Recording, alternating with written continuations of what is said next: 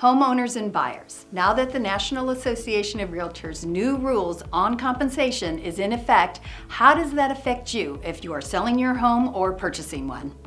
Hi, I'm Leilani Serrao-Baker, founder of Civitas Realty. First, it's important to know that commission or compensation structures have always been a key part of the real estate transaction and have always been negotiable. In the past, when a home was sold, the seller almost always paid the real estate compensation. The fee was paid to the seller's agent, the agent representing the seller. The seller's agent then would pay a portion of that compensation to the buyer's agent, the one who's representing the buyer. With a new NAR ruling based upon recommendations from the Department of Justice, sellers can no longer publicize offers of compensation on the multiple listings service. However, they're still allowed to pay compensation or give concessions to the buyer or the buyer's agent. Now understand, every state is managing this in various ways. There are over 600 MLSs and each of them are handling these new rules differently. Different states, MLSs, and brokerages will all have their ways of navigating these changes. So what does this mean? There's a lot to cover on this topic, so let's break it down. First, for sellers, these changes in commission could mean a shift in the financial dynamics when selling their home. With new compensation structures, sellers may now find themselves negotiating compensation differently when hiring their listing agent and when negotiating offers.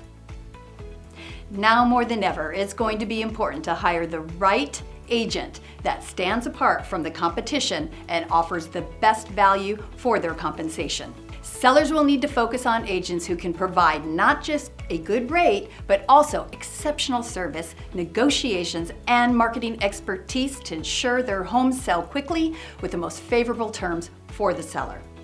Our firm will be advising on the pros and cons of the compensation structure, and each scenario is different. But we will be letting sellers know that the compensation to a buyer or a buyer's agent will be coming directly from the seller and no longer from our brokerage. This does not mean that we do not encourage a seller to offer compensation to the buyer's agent. There are several reasons why sellers should continue to offer compensation to the buyer's agent, and it is a strategic move that can significantly impact the success when selling your home. For buyers, the new commission structure are also going to have a significant impact. More often than not, in the past, buyers haven't directly paid their agent for their services to help them find their dream home. It's always been negotiable, but most often came from the seller.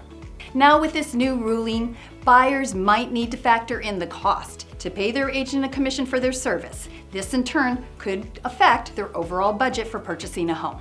Buyers need to know the importance of having a strong agent negotiating their wishes regarding compensation is now more important than ever, specifically when negotiating their agent's fees to be paid by the seller in order to reduce or eliminate you, the buyer, from paying those fees.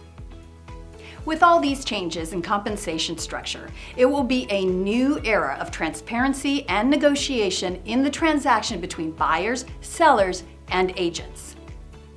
As these changes are implemented, having an experienced agent on your side to help you with the negotiation process and add value to your transaction is now more important than ever. But remember, all things are negotiable between buyer and seller. If you would like more information on the new ruling, please reach out to me or my team. Let us help you navigate these changes as either a buyer or a seller in today's housing market. As always, I'm Leilani Serrao-Baker, founder of Civitas Realty, where we are client-driven and community-grounded.